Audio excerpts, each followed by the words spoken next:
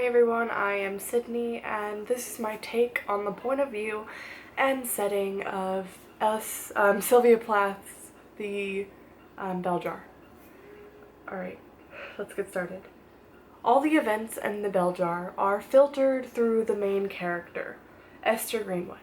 It's as if we are parked directly inside her head, hearing all of her thoughts, seeing everything that she sees, and feeling every single thrill of fear, disgust, delight, and shock.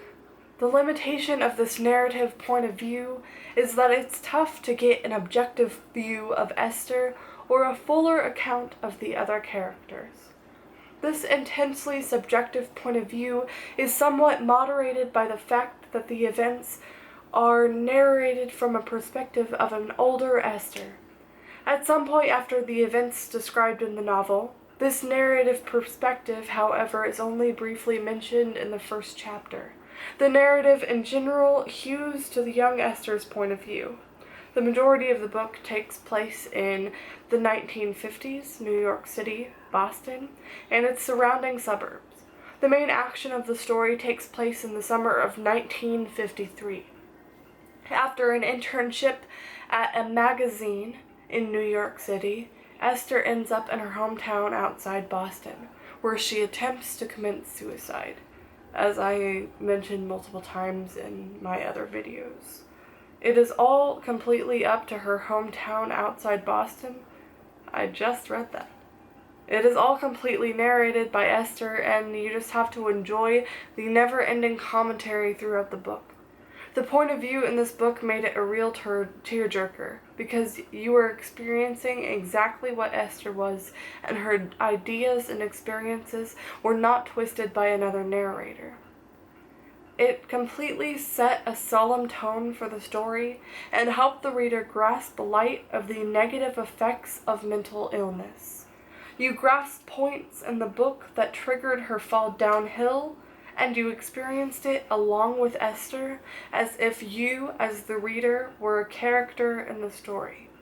As you read this book and the point of view that is in you truly understand the character's feelings and can empathize and or sympathize with her pain and struggle. Esther Greenwood is from New England. References of the text indicate that her suburban home is within easy traveling distance of Boston, Massachusetts. New England is situated in the northeast corner of the USA and consists of states of Maine, New Hampshire, Vermont, Massachusetts, Rhode Island, and Connecticut.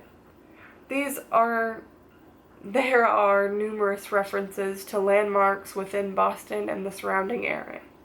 Boston Common, Boston Public Garden, Feline's Department Store, Beacon Hill, and Deer Island Prison, which is situated near the Point Shirley, situated at the southern tip of the town of Winthrop. With this, you now know the setting and the point of view of The Bell Jar by Sylvia Plath. I hope this is of some use to you, and I hope you take it with you in your ideas of how first-person narrative can truly affect a story, and how the setting really sets place for the whole story to unfold. Thanks for watching. Goodbye.